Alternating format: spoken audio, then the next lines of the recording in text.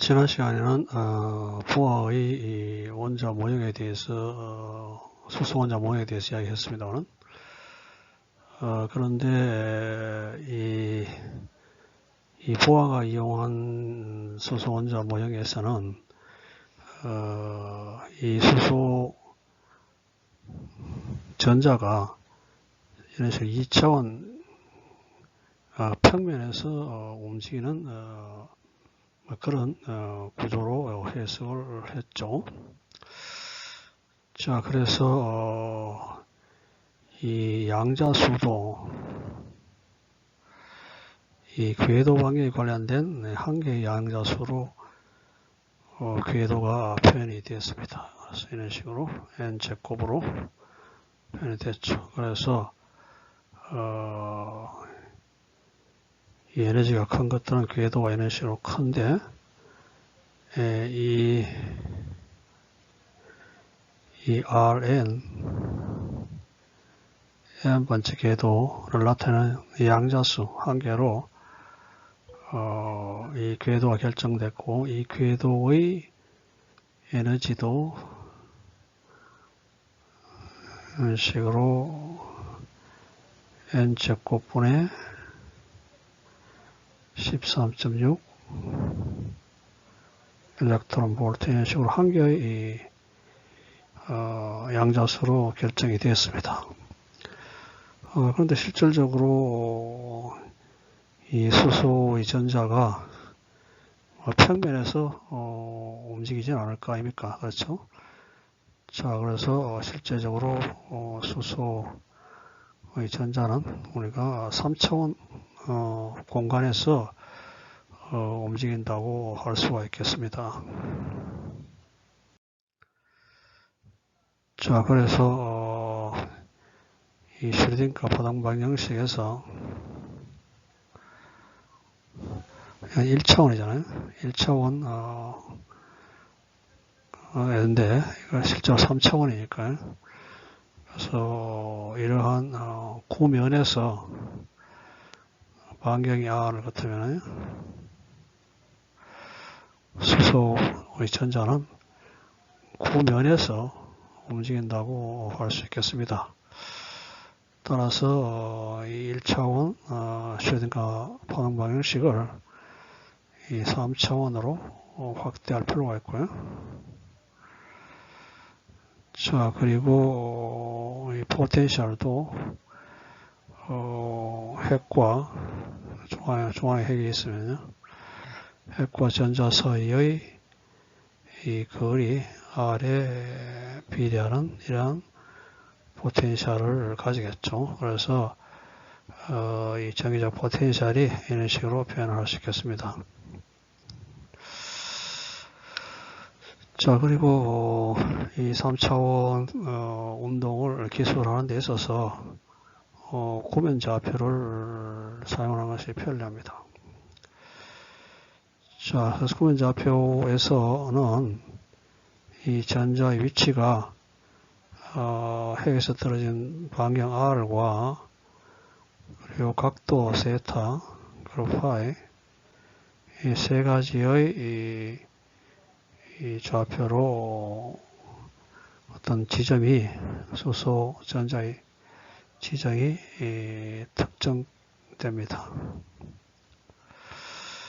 자, 따라서 이 전자의 상태를 에너지 상태를 나타내는 것이 실제로 이 궤도 운동에 있어서는 이 세 가지의 이 양자수로 특정된다고 할 수 있겠죠. 또한 이 전자가 자전운동을 함으로써 이 스피인 양자수가 또 하나 더 붙여져서 실제로 전자 에너지 상태는 4개의 양자수로 결정된다고 할 수 있겠습니다. 그래서 첫 번째는 주양자수로서 n으로 주로 표시합니다만, 이 nl 가능성 전자 궤도의 핵으로부터 떨어진 평균 거리를 나타내고요. 그리고 그래서 이거는 R에 관계된겠죠. R에 관계된 것이고, 그리고 궤도 양자수는 L로 표시하는데요. 궤도의 모양을 나타내죠. 그래서 이거는 세타에 관계되는 그러한 것이고요. 그리고 자유양자수는 ML로 표시하는데요. 궤도의 공간적인 방향성을 나타냅니다. 그래서 이거는 파이에 관계된 거죠. 그래서 이러한 이 3차원 고면좌표에서 R 세타 파이에 관계되는 세 가지 이 양자수와 그리고 이 스핀 운동에 관련된 스핀 양자수, 그래서 이 네 가지의 양자수에 의해서 전자의 NE 상태가 결정된다고 할 수 있겠습니다. 슈레딩거 이 파동 방정식을 푸는 것은 물리학과 고학년 학생들이 양자역학을 배운 후야 가능한데요. 그렇지만은 간단하게 어떻게 나오는지에 대해서만 간단히 이야기를 하도록 하죠. 그래서 이 슈레딩거 이 파동 방정식을 이 구면에서 구좌표로 표시하면은 이런 형태로 표현이 됩니다. 자, 여기서 이 파동함수 사이를 코사인 R과 세타 파이의 함수인데요. 이걸 이런 식으로 가정하고 이게 좌표여서 변수를 분리하면은 R에 대한 방정식, 세타에 대한 방정식, 그리고 이 파이에 대한 방정식이 나옵니다. 자, 여기서 이 양자수들에 관련된 제한을 갖다가 볼 수 있는데요. R에 관련된 양자수는 n으로서 1에서 1, 2, 3 이런 식으로 값이 S 무한대까지, 그렇죠? 무한대 간다는 것은 결국 이온화된다는 건데요, 원소가. 자, 그리고 이 방정식을 풀어보면은, 이 식을 풀어보면은, 이 세타에 관계되는 이 L 값은요, L 값은 7호에서 1, 2 해서 m-1까지의 값만을 가질 수가 있습니다. 그리고 이 파에 대한 것은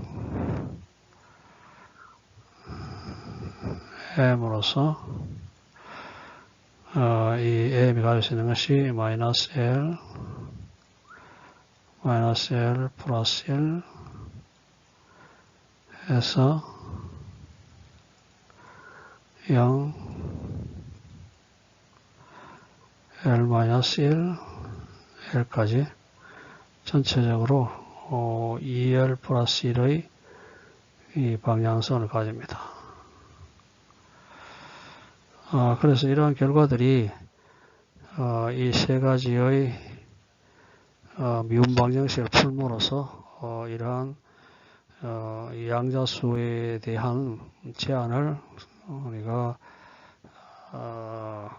구하게 됩니다. 그래서 그 상세한 것은 하지는 않고요. 그 결과에 대해서는 여러분들이 화학이 아닌 데서 많이 이용을 하고 있습니다만, 그 과정에 대해서는 수학적으로 좀 복잡하기 때문에 이야기를 하지는 않겠습니다.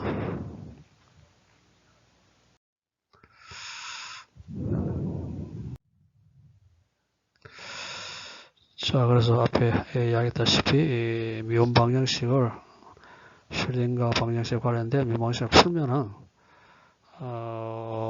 이러한 이야기했다시피 이러한 결론을 얻을 수 있거든요. 그래서 주양자수 n 값은 1에서 무한대까지이고요. 자연수를 가지고 L 값은 0에서 n-까지 정수값을 가지고 정수가 아니고 자연수겠죠. ML 값은 마이너스 1에서 L까지 2L 플러스 1가지를 가질 수가 있습니다.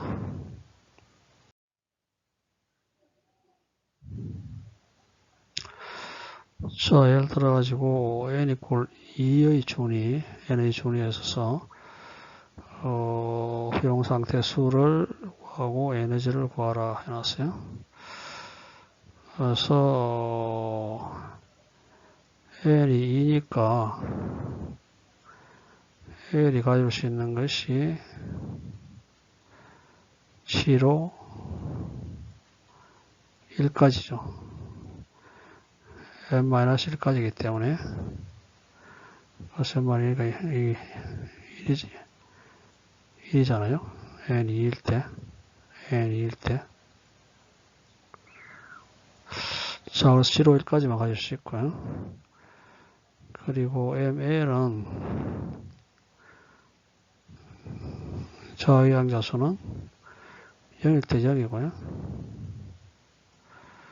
1일 때는 마이너스 1, 7호 1이죠. 마이너스 1에서 1까지 값을 가지니까요.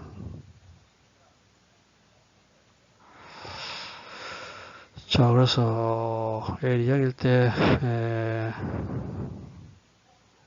궤도양자수가 0일 때는 자양수는 0이고 궤도양수 1일 때는 ML은 마이너스 1, 7호 L 이 세 가지.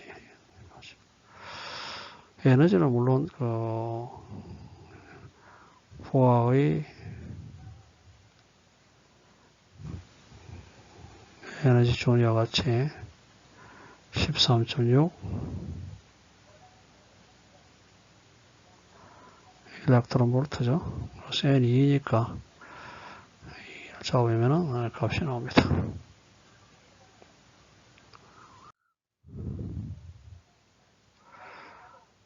수소의 파동함수에 대해서는 뭐 이야기를 상세히 하지 않겠습니다.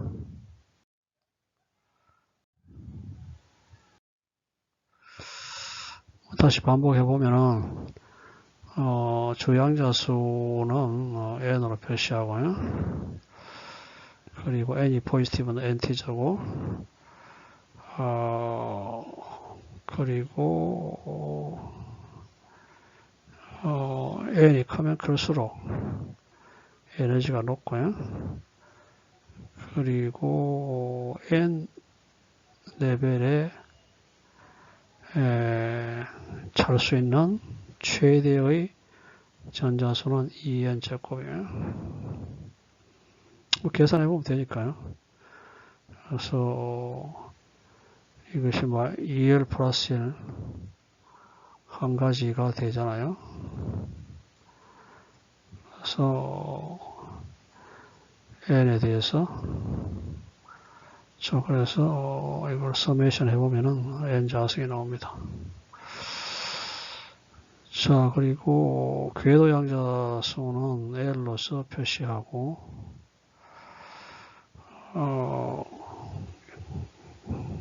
L 값에 대해서 0에서 1까지, n-1까지 값을 가질 수 있고 그래서 L이 7호 1, 2, 3을 우리가 전통적으로 S 궤도, P 궤도, D 궤도 이런 식으로 표현을 합니다. 그리고 자유양자수는 이 부껍질, 서버셀, 부껍질에서의 이 전자의 방향성을 나타내는데요. 마이너스 L에서 L까지 2L 플러스 L 간지가 있고, 그리고 스핀 양자수는 이 전자의 자전 운동에 관계돼 가지고 업다운 두 가지의 이 상태가 있을 수 있습니다.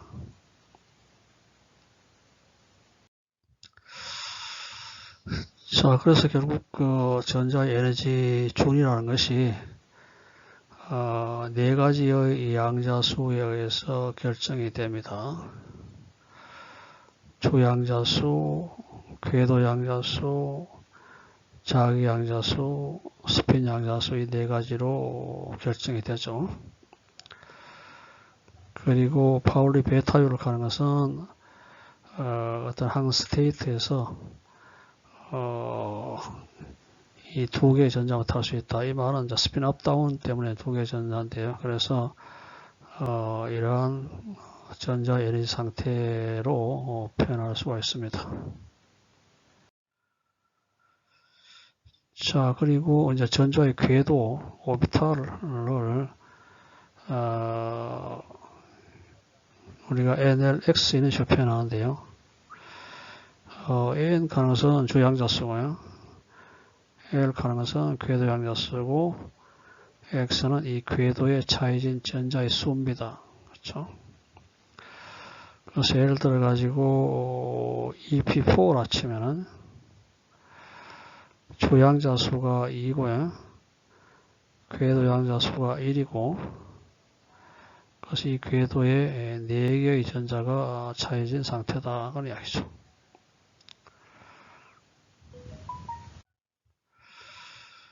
자, 그래서 S 오비탈은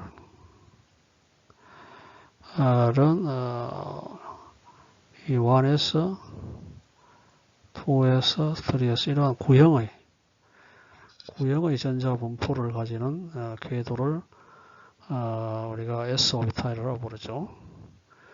그래서 1S가 가장 반경이 작고 2S가 더 크고 3S가 크고 이런 식으로 이제 주양자수가 큼에 따라서 주양자수는 궤도 반경을 나타내기 때문에요. S는 궤도의 모양을 나타내는데 이 궤도의 모양이 이 구형의 모양이라는 것을 보여주고 있죠. 그래서 이러한 구형의 전자 궤도를 가지고 있는 그러한 전자의 오비탈, 우리 S 오비탈을 부르고 1에서 2에서 3에서 이런 식으로 이제 주양자수가 커져짐에 따라서 궤도 반경이 커짐을 알 수 있고요. 이 S 오비탈은 이 구형의 대칭적인 전자 분포이기 때문에 결국 이 구조에 전자가 업다운 찰 수 있잖아요. 그래서 두 개의 전자가 S 오비탈을 채워줄 수 있습니다. 그 다음에 P 궤도라는 것은, P 오비탈이라는 것은 세 가지 궤도 모양을 나타내고 있어요. 그래서 X축에 이런 식으로 덤벨 모양, Y축, G축이 세 가지의 궤도의 모양을 하고 있고, 그리고 이걸 갖다 BX, X방향에 정렬되어 있고, Y방향, G방향에 정렬되어 있죠. 그리고 이제 3P, 그 다음에 4P, 5P 이런 식으로 이제 이 주양자수가 증가하면 증가할수록 궤도가 커지죠.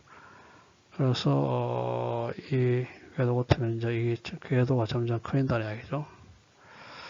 그래서 3P 같으면 3P고, 뭐 4P는 또 이보다 더 궤도가 더 큰 이런 궤도. 저 모양은 똑같죠. 궤도 모양은 똑같은데 궤도 반경이 커지겠죠. 그래서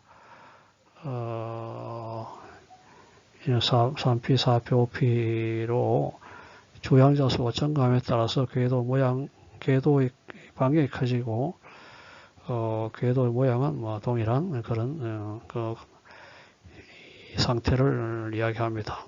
그래서 세 가지가 가능하죠. 그래서 이 궤도의 모양이 세 가지 가능하고 그래서 각 궤도의 스핀 업다운이 차일 수 있으니까요. 두 개의 전자가 차이줄 수 있으니까 전체적으로 P 궤도에서는 6개의 전자가 차이줄 수가 있습니다.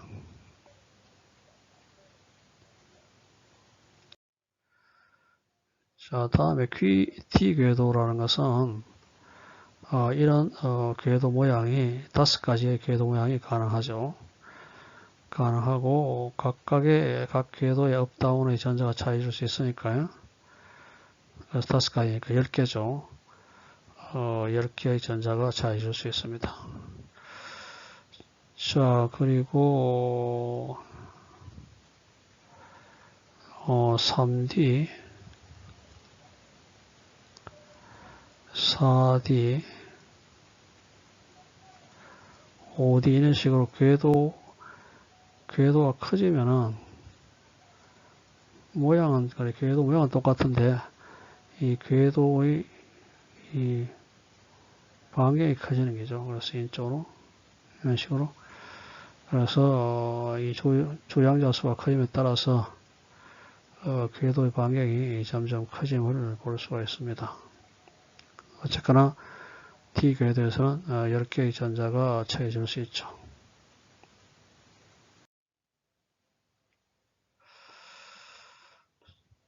자, 그래서 이 궤도 양자수 L은 전자가 반지름 R이 원운동을 하고 있으면은 원의 중심에 대한 각운동량이 MBR이죠. 그렇죠?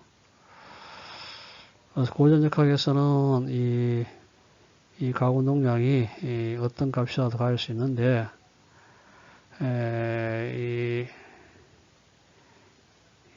이 원자 모형에서 수원자 모형에서는 이 각운동량은 H배의 정수로서 이런 값을 가질 수가 있습니다.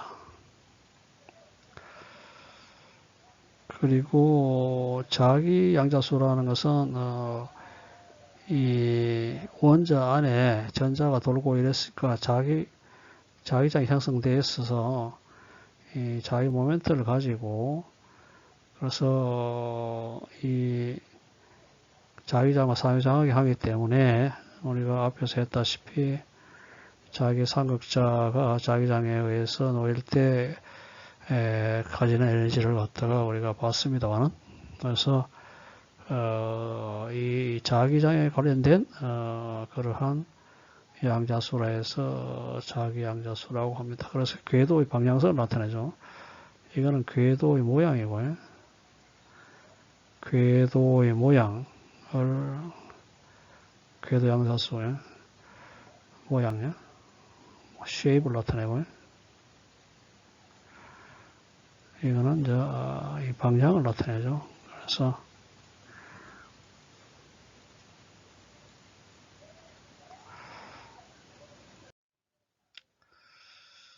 자, 그래서 이 자기장 P에 의해서 자유 모멘트 벡터 U가 이 불원속적 방향을 가진다. 그래서 모든 방향에 허용된 고전 물리와는 다르다. 그래서 갈 수 있는 이 가운동량은 이 지축 방향이죠. 지축 방향의 가운동량은 이러한 값을 가진다. 그렇죠? 그래서 ML은 마이너스 L에서 L까지 값을 가지죠. 2L 플러스 한 가지 가지고요. 그래서 결국 이 가운동의 크기는 우리 앞에서 봤다시피 루트 L 플러스 1 H 바이 값을 가지죠. 이 크기가 이렇게 그래서 이 자기장이 있으면요 여기서 L2인 경우에 보면요. L2인 경우 보면은 크기가 루트 6H죠. 그래서 여기 루트 화살표로 표시된 가운동량이 루트 6H고요. 그리고 자기장 방향으로 봤을 때 이것이 가할 수 있는 것이 마이너스 2에다가 1, 7, 5, 마이너스 1, 마이너스 2 이런 식으로 여기 보다시피 5가지가 2L 플러스 1 가지니까 2L 플러스 1 가지니까 5가지 방향이 가능하다는 이야기죠. 자, 그래서 가운동량 크기는 이런 식으로 주어지고요.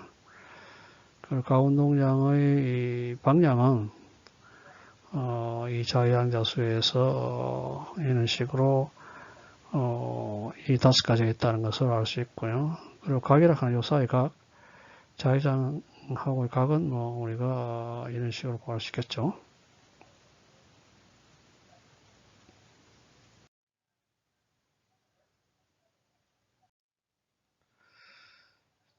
자, 그래서 L이 구린 상태의 소수 원자에서 이 가공동량의 크기하고 LG 하고 각도를 구하라 했어요. 그래서 L이 꼴인 경우에 가공동량의 크기는 루트 6H고요. 그래서 이 화살표의 이 길이가 루트 6H고요. 그리고 이 자양요수는 마이너스 2에서부터 마이너스 1, 7, 5, 1, 2, 5가지잖아요. 5가지니까 그래서 이런 값을 가지고요. G 값이 그렇죠. G축 방향에 그래서 자기장 방향을 봤을 때 EH, H바 0, 마이너스 H바 이런 식으로 5가지가 가능하죠. 이 각도는 자기장을 이루는 각도는 앞에서 봤다시피 이런 식으로 표현되니까요. 그래서 35도, 65도, 0도, 114도, 147점 이런 식으로 구할 수가 있습니다.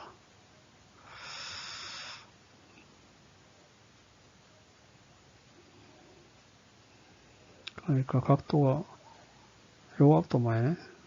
요 각도. 이게 35.3도고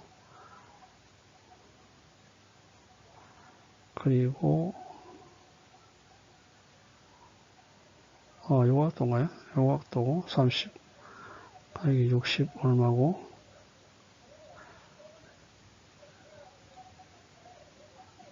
이 Y형도 모르겠네. 이 114도고 그리고 이 144도 이 Y형도 아니고 90도죠. 90도 코사인이 0이 되니까요. 코사인 0이 되니까 이 90도로 나타내요. 자, 이런 식으로 5가지의 이 방향성을 가진다는 것을 보여주고 있습니다.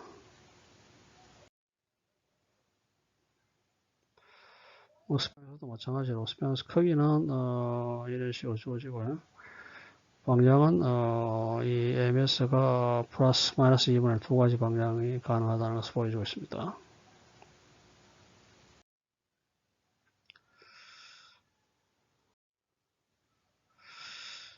자, 그래서 이런 이 수소 원자에 대한 전자들이 갈 수 있는 에너지 이 상태를 알아봤는데요.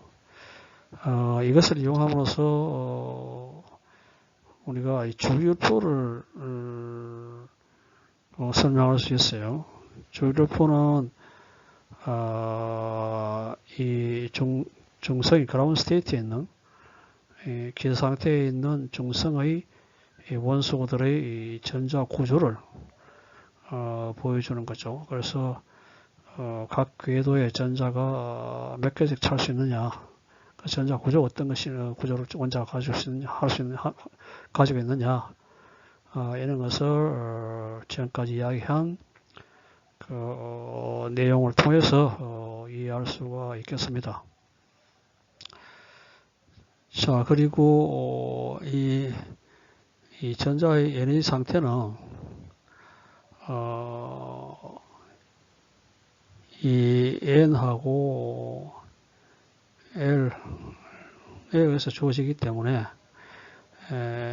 이 N값 도 중요한 이 보아의 원자 모에선 N에 대해서 N 제곱분의 13.6 일렉트론 볼트잖아요. 현재 일렉트론 볼트인데 이 L이 더함으로써 또 약간씩 달라지거든요. 그래서 실질적으로 에너지의 크기는 1S가 가장 에너지가 작고요. 그 다음에 2S고 2P고 3S고 4S고 3P고 이런 식으로 에너지가 커져요. 자, 커지니까 결국 수소는 전자가 한 개밖에 없기 때문에 그런데요. 그래서 이 그라운드 스테이트에서 수소는 1S에 전자 한 개가 차 있겠죠. 자, 그런데 이 그라운드 스테이트에 있는 전자를 많이 가지고 있는 그런 원소의 경우에 결국 이러한 순서로 전자가 차여지죠. 자, 그래서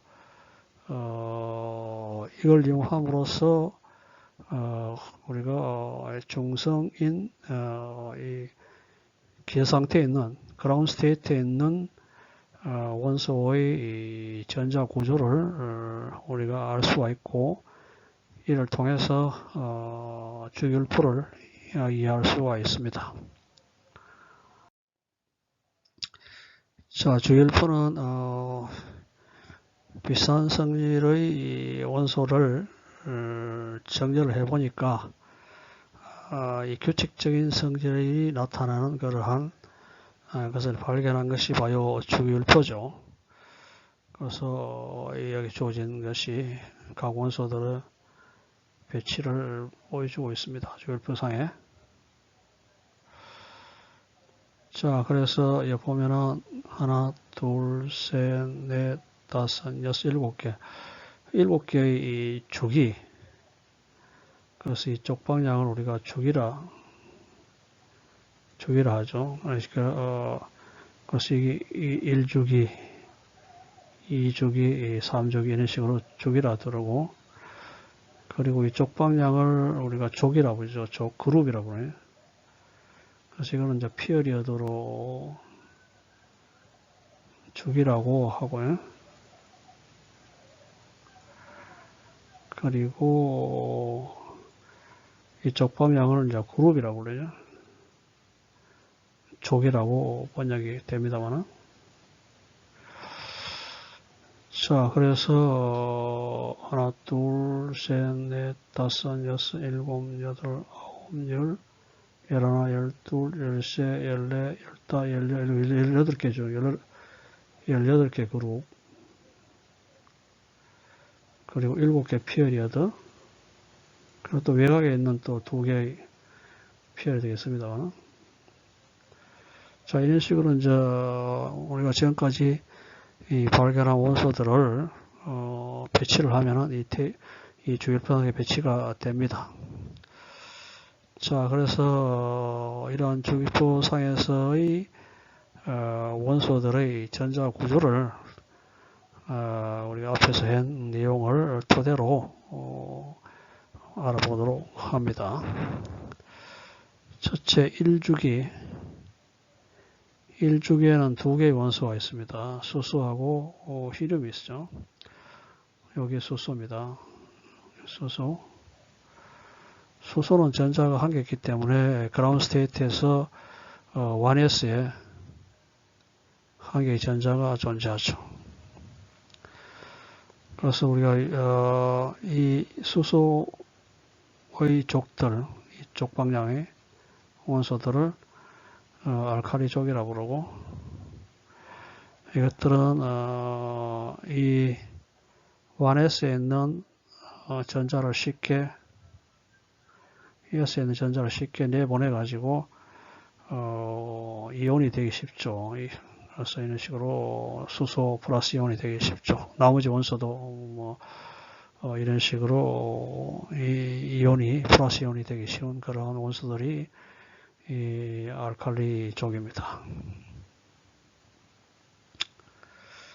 자, 그 다음에 일쪽에 여기에 있는 배치한 것이 바로 이제 휘륨이죠. 휘륨은 전자가 두 개니까 1s에 두 개가 차해지고, 자, 그래서 완전히 찬 국악을 전자 국악을 가지죠. 그래서 더 이상 다른 원소들과 반응할 필요가 없죠. 완전히 이 전자가 차해져 있기 때문에. 그래서 다른 원소하고 화학적 반응을 잘 하지 않습니다. 그래서 우리가 불활성 기체라고 부릅니다. 자, 그래서 1주기에는 이제 두 개의 원소만이 존재합니다. 그 다음에 2주기에 이 알칼리족 원소로서 리튬이 있죠. 리튬이 이 전자가 3개입니다. 그래서 요 첫 번째 요거죠.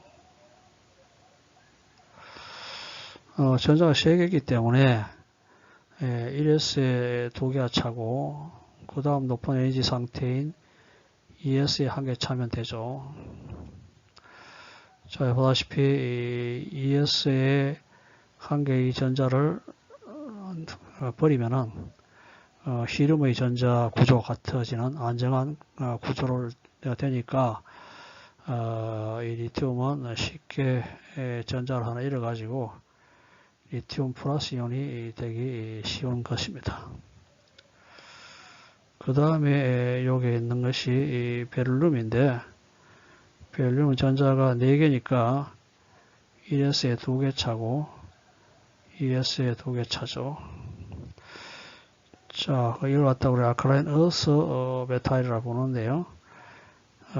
이 알칼라인 어스 메탈 족들은 이 s궤도에 있는 2개의 전자를 버려가지고 이가 원소가 싣게 되는 이러한 쪽을 우리가 여기에 있는 것이죠.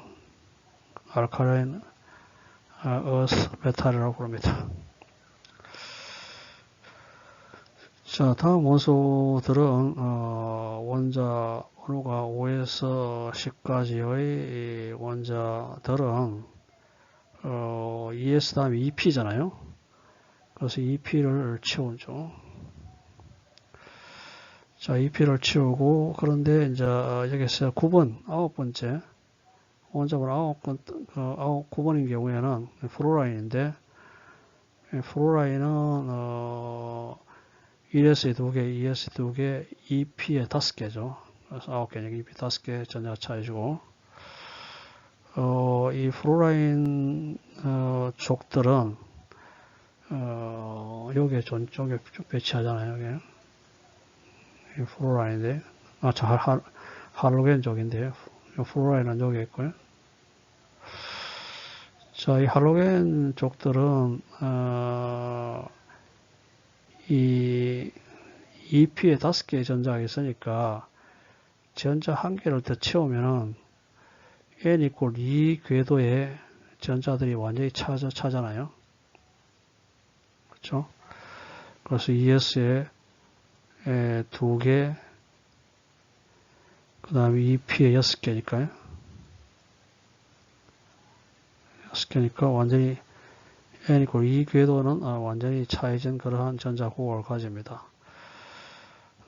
따라서 이것은 전자를 쉽게 받아들여 가지고 마이너스 이온이 쉽게 돼요. 그걸 우리가 할로겐 쪽이라 부르고, 이 알카리족하고 합쳐가지고 이거는 리튬은 전자를 되도록 버리고 싶고 플로라이드는 전자를 받고 싶으니까 두 개가 결합해서 이온 결합이 쉽게 되죠. 그래서 예를 들어 리튬 플로라이드 이런 것들은 리튬은 전자를 쉽게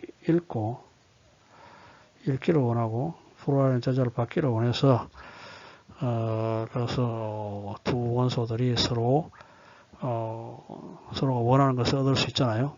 그래서 이온 결합을 통해서 이러한 분자를 구성합니다. 그 다음에 두 번째 궤도의 마지막 원소인 니온은 EP를 완전히 채우죠. 그래서 ES도 위에 EP 6개 해가지고 이 불활성 원소가 됩니다. 그래서 여도 N 이퀄 이 궤도의 전자들이 완전히 채워졌기 때문에 니온의 경우에는 다른 원소하고 화학 반응을 할 필요가 없잖아요. 그래서 이제 불활성 원소가 되는 겁니다.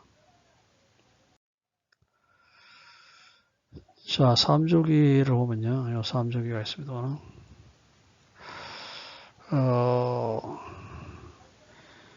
G 이퀄 11에서 18까지 8개의 원소가 주기 2와 같이 이 3에서 3P를 채웁니다. 이거는 이거 2주기와 별 차이가 없기 때문에 그냥 간단히 이야기했습니다만, 보다시피,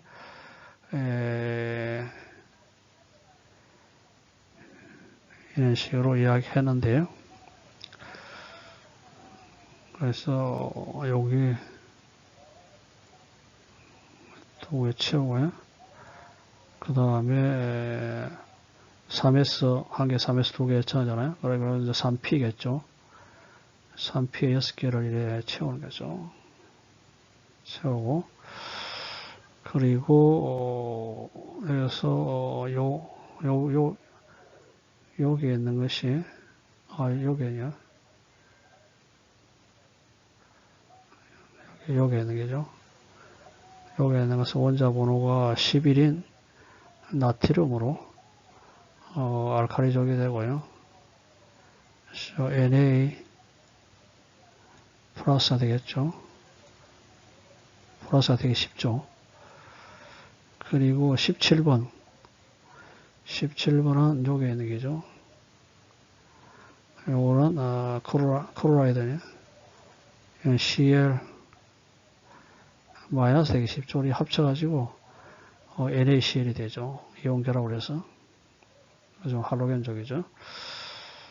자, 그리고 마지막 거는, 알곤으로, N 이퀄 3궤도를 다 채웁니다. 그러니까 N 이퀄 3궤도를 채워서,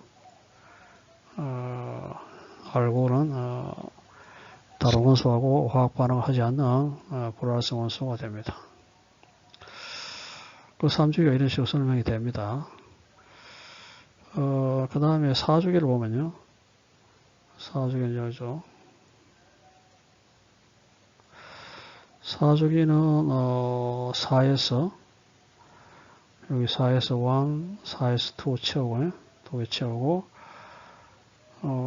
그 다음에 이 3D 다음 궤도가 3D 에너지가 적은 것이 3D이고 4D를 채워요. 3D 먼저 채우고 4P를 채웁니다.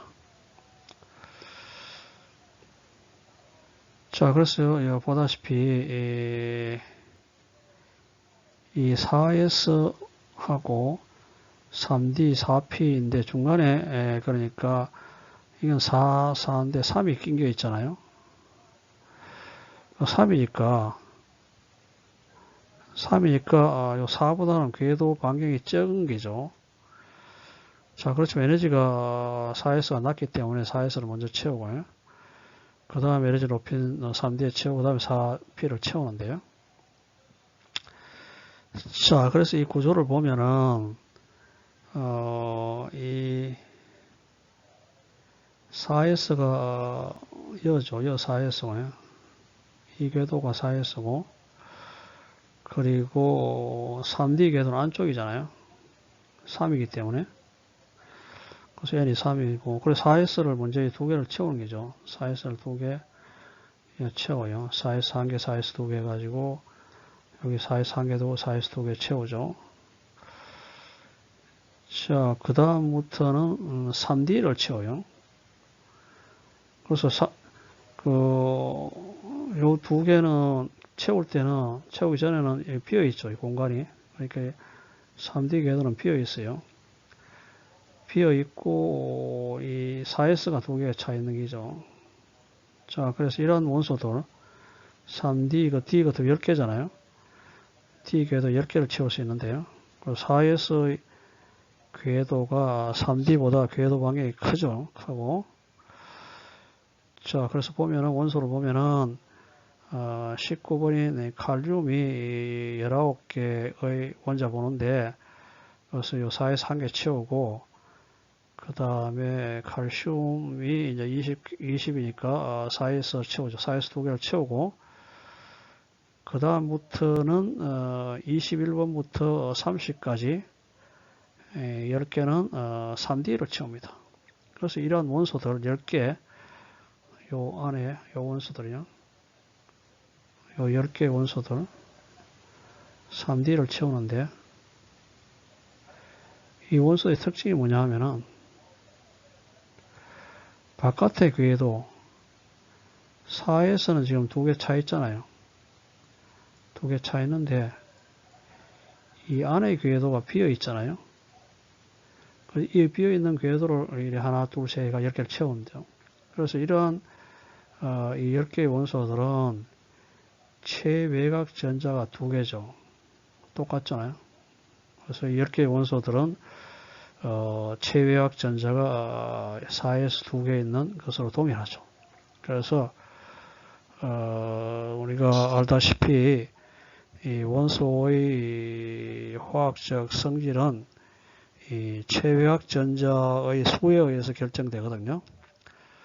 그래서 이 10개의 원소들은 공통적으로 최외곽 전자가 4s 궤도에 있는 두 개죠. 자, 그래서 비슷한 화학적 성질을 보이므로 이를 갖다 우리가 전이원소 쪽으로 하나의 쪽으로 표현을 합니다. 자, 그래서 전이원소 쪽들이 3D 궤도를 다 채웠잖아요. 그래서 비어있는 궤도를 10개를 다 채웠어요. 그 다음에 이제 이 바깥 궤도인 4P를 채우면 되잖아요. 이 4P를 채우면 되는데요. 자, 그래서 4S를 먼저 채우고, 그 안쪽에 있는 3D를 채우고 나서 그 다음에 4P를 채우죠. 이 4P는 이 원소들 6개 원소들은 앞에 수리한 앞에 주기한 거 똑같죠. 그래서 쭉 이래 6개를 채웁니다. 채워가지고 최종적으로 크립톤이 되죠. 그러면은 이 크립톤은 이 n 이꼴 4궤도를 다 채우죠. 4s 2개, 4ps 다 채워서 이것이 불활성 원소가 됩니다. 자, 5주기도 비슷해요. 4주기하고 비슷한데 보다시피 OS고 5S 먼저 채우고 4D 채우고 5P를 채워요. 자, 그래서 OS 1개, OS 2개 채우고 그 다음에 여기 4D를 채우는 거죠. 4D 이 원소들은 이 10개 원소들은 최외곽 전자가 두 개죠. OS에 있는 두 개잖아요. 그래서 앞에 우리가 본 오늘 4주기하고 비슷한 그러한 성질을 나타내죠. 5주기하고. 자, 그래서 이러한 전이원소족들이 있고 다 채우고 나서는 이제 OP 채우면 되니까요. 그래서 OP를 6개를 채웁니다. 채워서 n 이퀄 5 궤도를 제논이 많이 채우죠. OS 2개, OP 6개로 그래서 불활성 원소가 됩니다.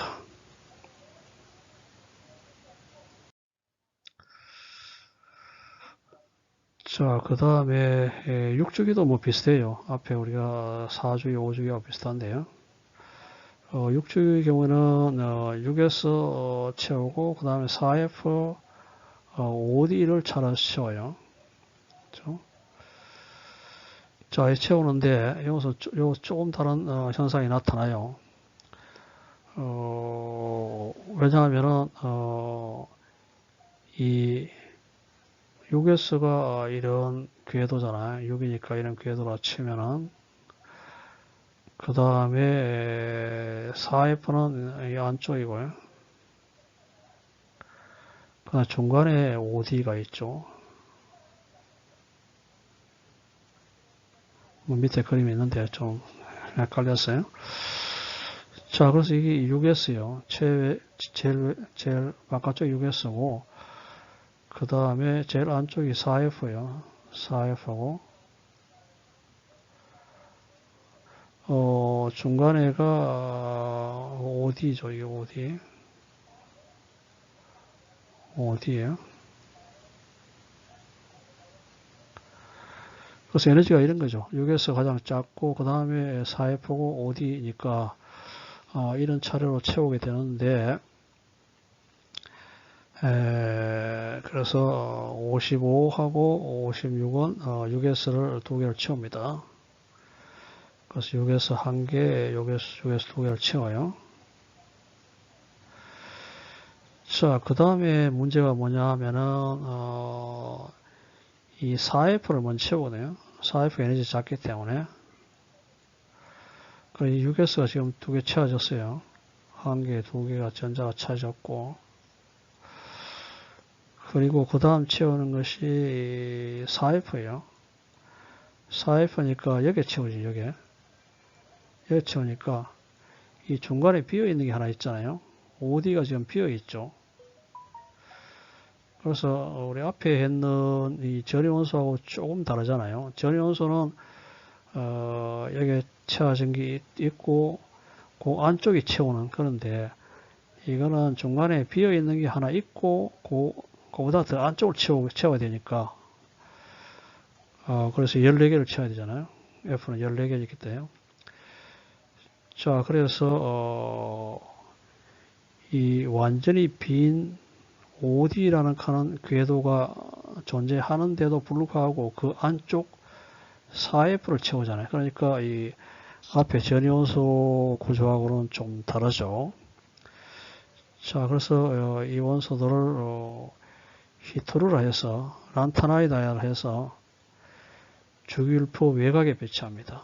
이런 식으로 여기죠.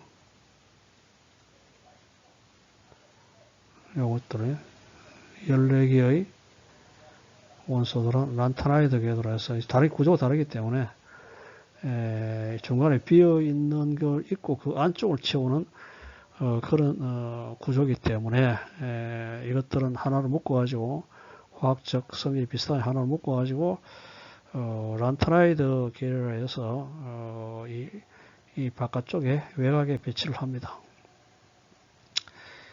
자, 그래서 이 4F를 다 채웠죠. 4F를 14개를 다 채우면은 그 다음에 이제 5D를 채우잖아요. 그래서 5D를 채우는데 5D 10개를 채우는데 이거는 결국 우리 앞에서 본 이 전이원소 저하고 똑같은 전자 구조잖아요. 그래서 이제 이게 그래서 여기 10개를 여기에 채우는데 이거는 이 전이원소 저하고 같기 때문에 이런 식으로 여기에 10개 배치합니다. 그래서 전이원소 쪽하고 비슷한 성질을 가지잖아요. 자, 그래서 다 채우고 나서는 이제 OD를 다 채우고 나면 이제 6P를 채워가지고요.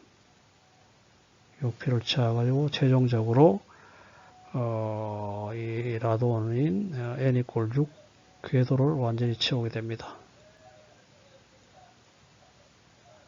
그렇죠? 이런 식으로 불활성 원소가 되죠. 86번 원자 번호가요. 그리고 6주기가 이런 식으로 앞에 우리의 4, 5주기하고는 좀 다른 그러한 구조를 하고, 그래서 그 구조를 가진 것을 이 란타나이드 궤도를 이렇게 해서 바깥에 빼는 것을 볼 수가 있습니다. 그 다음에 7주기를 보면요. 7주기 이후에는 원소가 별로 없어요. 문제는. 7주기에 7S 1개, 7S 2개 채우는데, 그 다음에 7S하고 5F 6D를 채우잖아요. 그래서 앞에 6주기하고 비슷한 구조죠. 중간에 비어 있는 데다가 안쪽을 채우기 때문에요. 그래서 그 OF를 채우는 14개를 채우는 이 원소들은 바깥으로 빼놨죠. 이런 식으로 빼놨습니다. 이걸 갖다 우리 악티나이드라고 해요. 악티나이드 계열이라고 해요.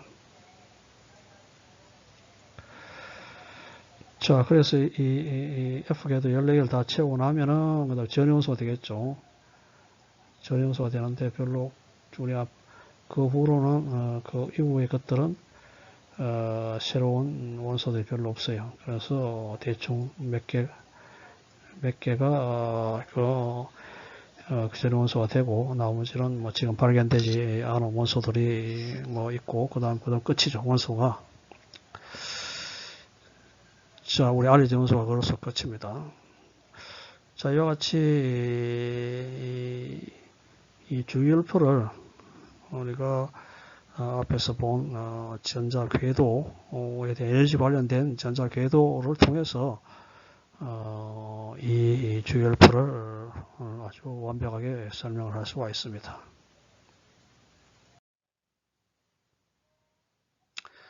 그래서 채워지는 순서를 보여주고 있고, 그리고 S궤도, P궤도, D궤도를 보여줬고요.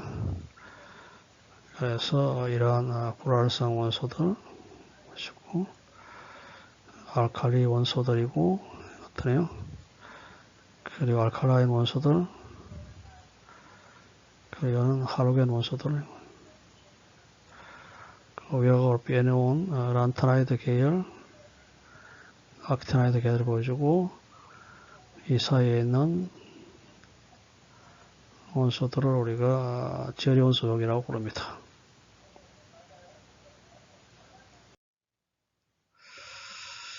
자, 다음에는 핵에 관련된 이야기를 하겠습니다. 그래서 지금까지는 전자에 관계되는 이야기만 했죠.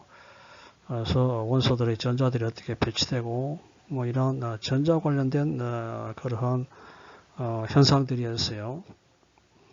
그래서 우리가 본 이 흑체 목사라든지 뭐 광전 효과라든지 이런 것들은 주로 전자에 관련된 그러한 현상들이고 그 전자에 관련된 현상들을 설명하기 위해서 양자역학이라는 새로운 역학체가 만들어지고 그래서 그 기본적으로 뭐 어떤 형태로 역사적으로 이루어져 왔는가 그 현상들을 설명함으로써 이제 새로운 양자 개념들이 어떻게 나왔고 대충 양자역학이 어떻게 구성되는지를 갖다가 아주 개괄적으로 보았습니다.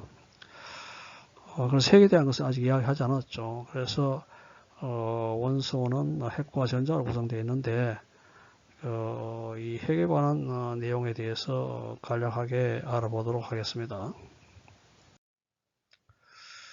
앞에서 우리가 이야기했습니다만은 이 라더포드의 실험을 통해서 원소의 중앙에는 핵이 존재한다. 양의 전하를 가지고 있는 핵이 존재한다는 것을 알게 되었고요.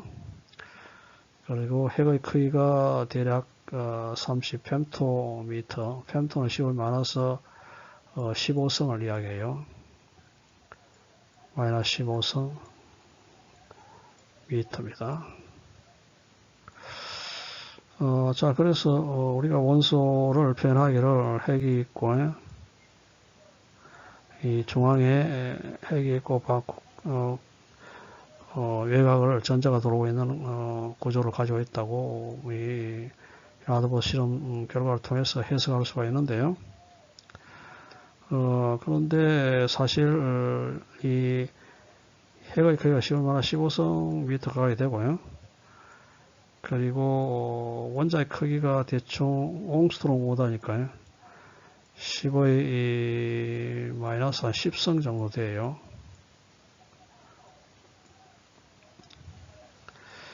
자, 그래서 이 차이가 상당히 크잖아요. 15의 마이너스 10성인데, 원자 크기 15 마이너스 10성인데, 핵은 15의 마이너스 10성 아주 좁은 그런 공간에 놓여 있다고 할 수 있겠습니다. 비유를 하자면은, 월드컵 경기장에 있는데, 이 월드컵 경기장 중앙에 좁쌀 하나를 있고, 그 월드컵 경기장의 제일 그 관중석의 제일 뒤쪽에 전자가 돌고 있다.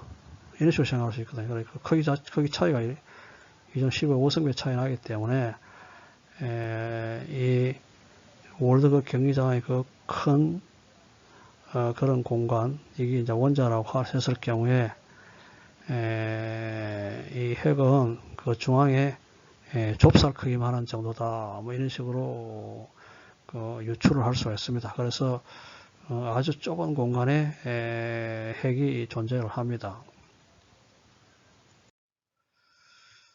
자, 그래서 이러한 이 라더포드의 실험을 통해서 핵의 존재를 이해를 했는데요. 그런데 좀 문제가 뭐냐 하면은 히륨은 원자 번호가 2잖아요. 2니까 이 전자가 외곽 전자가 2개고 중성이니까 중앙에 양성자가 2개, 플러스 전하를 가지고 양성자가 2개 있으니까 중성이 되잖아요. 자, 그래서 이 양성자가 2개니까 이 히륨이 양성자 2개가 핵이 양성자 2개를 이루어졌으니까 양성자 1개로 이루어진 수소보다는 질량이 2배가 돼야 되잖아요. 2배가 돼야 되는데 우리가 측정을 해보니까 수소보다도 히륨이 4배로 무겁더라 이게죠. 그래서 히륨의 원자번호가 2이고 양성자가 2개니까 수소는 양성자가 원자번호 1이고 양성 1개이기 때문에 질량이 2배가 돼야 되는데 4배나 되더라 이게죠. 그래서 이에 대한 것을 이해할 수 없었는데 1931년에 최덕이라는 사람이 중성자를 발견했어요. 자, 그래서 히륨의 경우에는 핵 안에 양성자 2개뿐 아니라 그 양성자와 질량이 비슷한 중성자 2개가 더 있다. 그래서 핵자가 4개죠. 4개고 수소는 핵자가 1개이기 때문에 결국 질량이 4배라는 것을 우리가 알 수 있게 되었습니다. 이와 같이 이 중성자의 발견으로 핵은 양성자로만 되어 있는 것이 아니고 그 중성자, 그래서 이 전기를 띠지 않는 양성자하고 질량이 비슷한 중성자도 함께 존재한다는 것을 알게 되었습니다. 그래서 우리가 이 질량수 매스 넘버로 하는데 전자의 질량은 이 양성자 질량의 2000분의 1이기 때문에, 그리고 이 원자 번호가 뭐 150 정도 돼도 전자로 150개 모아봐야 양성자 크기보다 무시할 수 있으니까 결국 원소의 질량은 양성자와 중성자의 개수에 의해서 결정이 되겠죠.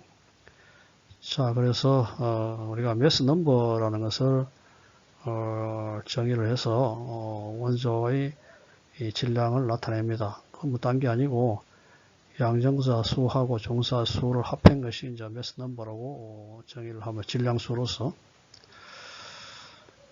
자, 그런데 현재 여러 원자들이 이제 발견이 되었는데요. 보니까 질량수가 이 40보다 적은 이러한 원소들의 경우에는 안정한 핵들이 스테이블 뉴클라이가 안정한 핵들이 보니까 양성자 수하고 중성자 수와 같더라 이겠죠. 자, 그리고 질량수가 큰 것들은 중성자가 많더라 양성자보다 그런 이야기죠. 그럼 우리 이것도 이해할 수 있는 것이 원자 번호가 적은 그러한 원소의 경우에는 이 양성자와 중성자 같음으로 안정되고, 그리고 이 질량수가 그러니까 큰 그런 원소들의 경우에는 양성자가 많아지면은 결과적으로 양성자 사이에 정기적 반발력이 생기니까 결국 양성자 수보다는 중성자가 더 많은 그러한 핵들이 안정하다는 것을 우리가 이해를 할 수가 있겠습니다. 그리고 이제 핵을 갖다가 표현하는데 이런 식으로 표현을 합니다. X는 원자 표현하는 게죠. 그래서 탄소는 C고 옥시전은 O 이런 식으로 표현하는 원자를 표현하는 것이고 기호고요. 그리고 이 왼쪽에 이 양성자수는 원자 번호죠. 원자 번호고, 그 다음에 위쪽 어깨에다가 질량수로 이런 식으로 표현해요. 자, 그리고 이 동위원소라 하는 것은 이 같은 원소죠. 그래서 X는 같죠. 같은 원소이지만은 이 중성자 수가 달라가지고 질량이 다른 원소를 우리가 이 동위원소라고 합니다. 그래서 예를 들어 가지고 탄소의 경우에 탄소는 원자로 6이죠. 6이고 다 6인데 탄소 12는 양성자와 중성자 수가 같은 이거죠. 같은 게고, 그래서 양성자 6개, 중성자 6개 가지고 질량수가 10이고, 탄소 13은 요보다도 중성자가 한 개 더 많은 것이고, 탄소 14는 탄소 12보다도 중성자 2개 많은 것, 이런 것이 이제 동위원소입니다. 그래서 이런 것들이 이제 결국 이제 방사선을 내는 그런 원소죠. 그래서 우리가 동위원소 중에 방사선을 내는 원소들이 많습니다. 자, 그러면 이 방사선이라는 것이 뭐냐? 그렇죠? 방사선은 핵 때문에 만들어진 건데요. 방사선이라는 것은 정의를 해보면은 이 불안정한 핵이 안정한 핵으로 변환하면서 외부로 방출하는 입자나 전자기파를 우리가 방사선이라고 부른다는 이야기죠. 방사선은 보면은 알파 입자는 힐륨 핵이에요. 나중에 다시 이야기하겠습니다. 힐륨 핵이고, 그리고 양전자가 있고, 이건 입자들이죠. 입자들이고, 전자기파는 감마선이 전자기파예요. 그래서 이러한 것을 우리가 방사선이라 합니다. 방사선은 그러니까 이 불안정한 핵이 안정한 핵으로 가면서 그 남는 에너지를 방출하는 그런 것이죠. 그래서 앞에서 이야기했습니다만 이 질량수가 40, 그래서 이건 보면은 X축은 양성자 수고 Y축은 중성자 수로 표시했습니다만, 그래서 이것이 N equal G 선이고요. 그래서 질량수가 40, 그래서 요까지죠, 대략. 요까지. 그래서 질량 40이니까 양성자 수 20개, 20개 하면 40 되잖아요. 그래서 질량수가 40 이하인 이러한 원소들은 양성자 수하고 중성자하고 비슷해요. 이게 안정한 요 점으로 찍힌 것들이 이 안정한 핵을 표현합니다. 그런데 이 질량수 40보다 큰 것들은 양성자가 많으면은 결과적으로 이 정기적 반발력이 크니까 그걸 없애기 위해서 이 중성자가 이 양성자보다 많아요. 그래서 보다시피 이런 식으로 중성자가 양성자보다 많은 이런 얘기해서 이제 분포를 합니다. 자, 그리고 뭐 여기서 마찬가지입니다. 자, 그래서 이러한 것이 안정한 여기에 있는 것들이 안정한 핵이에요. 안정한 핵인데 이 안정한 핵이 아닌 쪽에 있는 것들, 뭐 예를 들어 이쪽에 있는 것들이죠. 이쪽에 있을 수 있고 또 원소 이쪽에 있을 수 있고 이쪽에 있을 수 있는데요. 이쪽 이 반대쪽에는 없어요. 이거는 없고요. 그래서 이쪽에 있는 원소들은 무거운 원소들이죠. 무거운 원소들은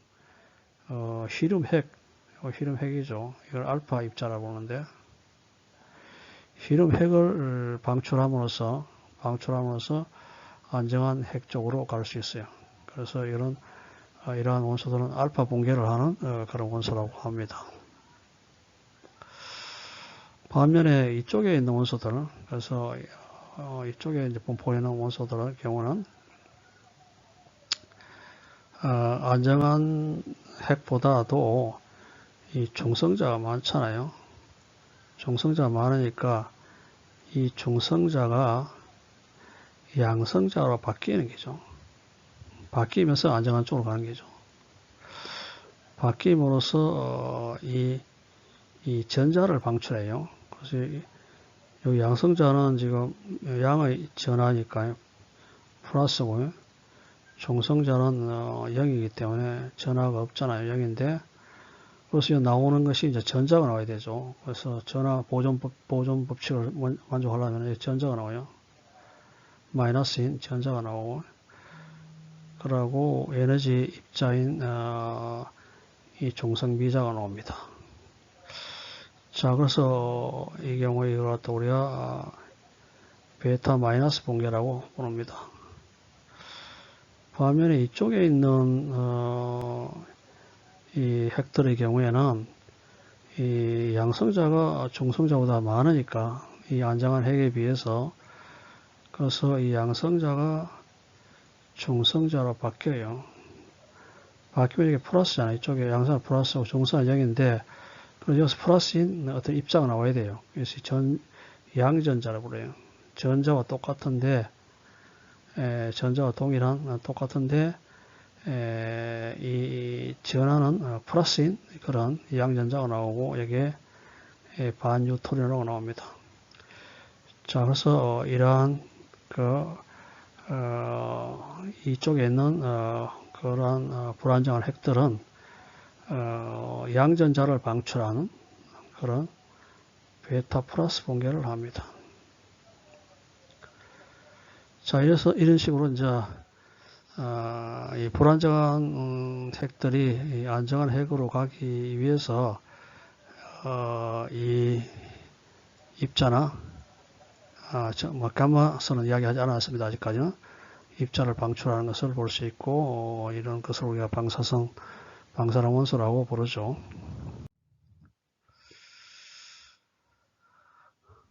자, 알파 분기에서는 결과적으로 이러한 핵이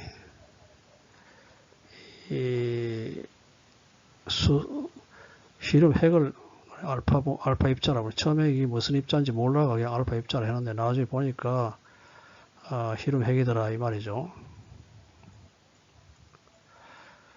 알파 입자를 방출하기 때문에 양쪽에 이 양성자 중성자 보존 돼야 되니까 여기서 양성자가 2개 줄어들고 원자 번호 줄어들고 또 질량수가 4개 줄어드는 이러한 다른 원소가 방출이 됩니다.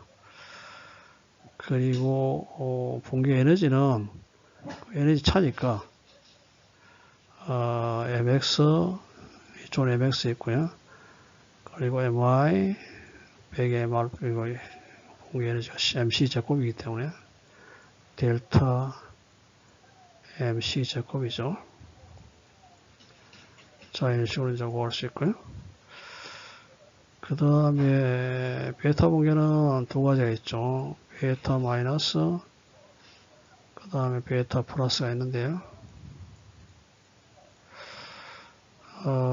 베타 마이너스 분계는 이제 전자가 나오니까 전자가 마이너스 1 나오고요. 그 다음에 그래서 이 양쪽에 보존을 하려고 하면은 이게 플러스 1이 되고요. 그 다음 양전자는 여기 플러스 1이기 때문에 이게 마이너스 1 나옵니다. 그리고 뉴트리노가 나와요.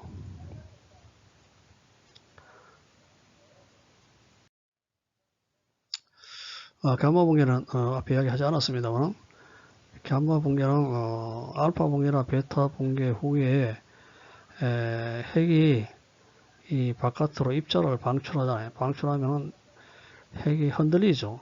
흔들린다는 것은 결과적으로 핵이 이 흥분 상태에 있죠. 그래서 흥분 상태에 있다 하면서 이 그라운드 스테이트에서 엑사이트 스테이트, 여기 상태로 올라가는 에너지 상태가 높아졌죠. 이 높아진 핵들이 이 안정한 상태로 이러한 요소는 우리가 흥분한 엑사이트 된 핵을 표시하는데요. 그래서 이 안정한 쪽으로 가면서 전자기파를 내죠. 얘는. 그래서 예를 들어 코발트 60이 이래서 베타 마이너스 분계를 해서 니켈이 되는데 니켈이 엑사이트 된 상태죠. 엑사이트 된 상태의 니켈이 이러한 여기서 기저 상태로 돌아오면서 이제 감마선을 이런 식으로 두 개를 내고 있어요. 자, 그래서 이러한 감마 분계를 하는 것은 알파 분계나 베타 분계 후에 이 여기 상태로 올라간 핵이 안정한 상태로 떨어지면서 그 에너지를 방출하는, 그래서 결과적으로 전자기파를 내는 그러한 과정이라고 할 수가 있겠습니다. 자, 또한 이 전자포획을 통해서도 핵이 바뀌는데요. 전자포획이라는 것은 가장 안쪽에 있는 핵에 가까운 거죠. 핵에 가장 가까운 이 전자를 이 핵이 포획을 하는 거죠. 그야말로 포획을 해서 바뀌는 거죠. 그래서 결과적으로 이러한 핵이 그 바로 위에 있는 K쉘에 있는 전자를 받아들여 가지고 다른 원소로 바뀌는 이런 과정을 우리가 전자포획이라고 합니다.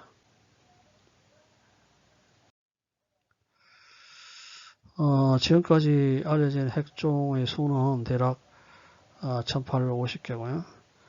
그 중에서 안정한 핵이 280개고 나머지가 이 불안정한 핵으로서 방사선을 내는 방사선 핵종이라고 할 수 있습니다.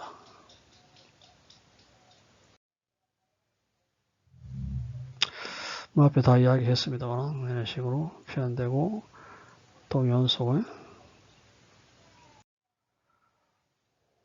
핵의 크기도 대략 펜토미터 크기고요.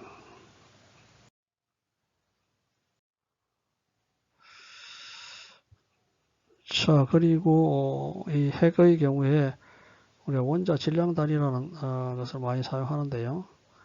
그 뭐냐 하면은 탄소 12한개의 질량을 12U로 나타낼 때 1U 이것이 바로 원자 질량 단위입니다. 그래서 양성자 중성의 질량과 비슷해요. 그래서 원자 질량 단위를 표시한 양성자가 이 정도고요. 중성자고 전자는 워낙 적으니까 우리가 질량 무시할 수 있고요. 그리고 수소 원자핵, 헬륨 원자핵, 탄소 원자핵 이렇게 되었죠. 자, 그래서 1U가 어느 정도 되느냐? 1U 질량이니까요. 질량 에너지 정지 질량 에너지를 계산해 보면은 MC 제곱을 해보면은 931 MeV 정도가 됩니다. 그래서 1U는 대략 931 931 MEB가 된다는 이야기죠.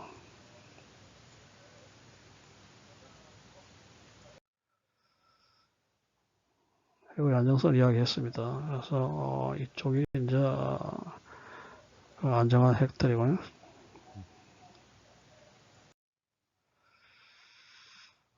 그리고 핵의 결합 에너지는 핵에는 질량 결손이 존재해요. 왜냐하면 구성 요소의 질량이 항상 원소의 질량보다도 커요. 그래서 원소를 구성하고 있는 이 핵의 중성 양성자의 질량을 갖다 더해보면은 실제로 측정한 원소의 질량보다 커요.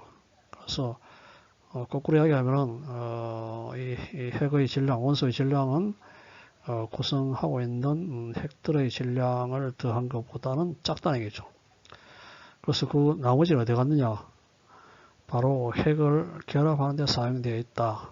그래서 그걸 갖다 우리가 결합 에너지라고 한다는 이야기죠. 그래서 결합 에너지가 하는 것은 우리가 N기의 중성자, G기의 양성자로 되어 있는 어떤 원소의 질량하고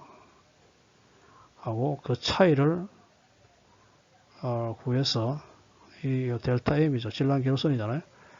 이 델타 M에다가 C제곱 질량 에너지니까 이것이 바로 결합 에너지다 하는 것을 보여주겠습니다. 원자 질량제는 아까 얘기했다시피 인류는 탄소 12의 12분의 1 질량으로서 931 MeV고 크기는 이 정도로 질량이다. 자, 그럼 예를 들어 가지고 히륨의 결합 에너지를 한번 계산해 봅시다. 히륨은 양성자 2개고 중성자 2개로 이루어진 그러한 핵이죠. 그래서 양성자의 질량은 이렇고 중성자 질량이래요. 양성자 질량을 U로 표시하면 이 정도 값이고 중성자 질량은 그보다 약간 큰 이런 값이에요. 전자의 질량은 워낙 적기 때문에 이거는 뭐 무시할 수가 있고요. 인류는 아까 931 MeV라고 했고요. 자, 그래서 히륨은 2개의 양성자와 2개의 중성자로 구성되어 있으니까 이 구성 요소의 질량을 합해보면 이 정도 값이 나오고요.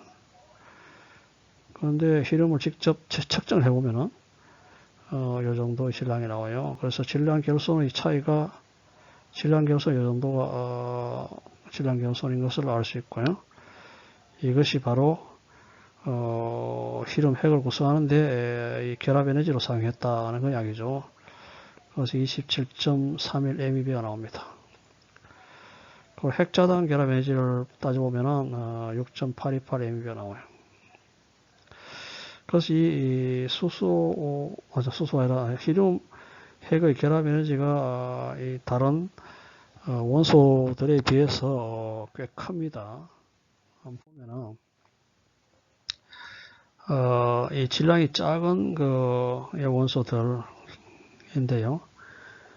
이것이 결합 에너지가 크지 않죠. 히륨은 여기에 있어요.